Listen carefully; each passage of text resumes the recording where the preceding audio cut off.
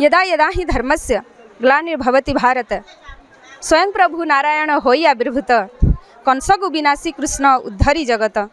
कृष्ण बलराम को मारिबा पाई धनुयात्रा भियाई डेंगुरा बजाई भणजार बध कथा भावी कंसासुर गोपपुर आनिबाकू पठाई अक्रूर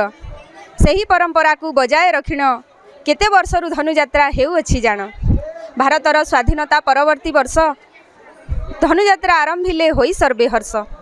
धनुयात्रा मध्य श्रेष्ठ बरगड़ साजे ढाऊ ढाऊ ढाऊ होई नाना वाद्य बाजी बरगड़ होई जाए मथुरा नगर तहु आम्रपाली ग्राम हुए गोपपुर कंस दरबार आउ रंगमहल कंस दरबार आउ रंगमहल मुख्य आकर्षण साजे मीना बजार नाना राज्यरु आसंती नर्तकगण नाना राज्यरु आसंती नर्तकगण कंस आगे निज कला करी प्रदर्शन पुरस्कार प्राप्त करी निज देश को गमन पुरस्कार प्राप्त करी निज देश को गमन करी प्रशंसन्ति सर्वे आनंद होइण कंस राजांकर हुए नगर परिक्रमा कंस राजांकर हुए नगर परिक्रमा पिलाए देखिले न रुहे आनंद रसीमा ठाबे ठाबे होई थाए कृष्ण लीला पुणी ठाबे ठाबे होई थाए कृष्ण लीला पुणी अक्रूर जाइण कृष्ण को गोपपुरुवाणी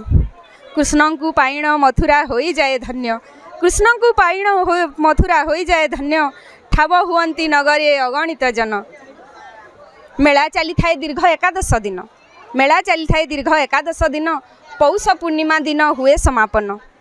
जे जा भावे निज घर को फेरती जे जा भावे निज घर को फेरती आगामी बरसे पुणी आसीबे भावंती धनुयात्रा आम संस्कृति परंपरार ज्वलंत दृष्टांत एक खोला मंचर।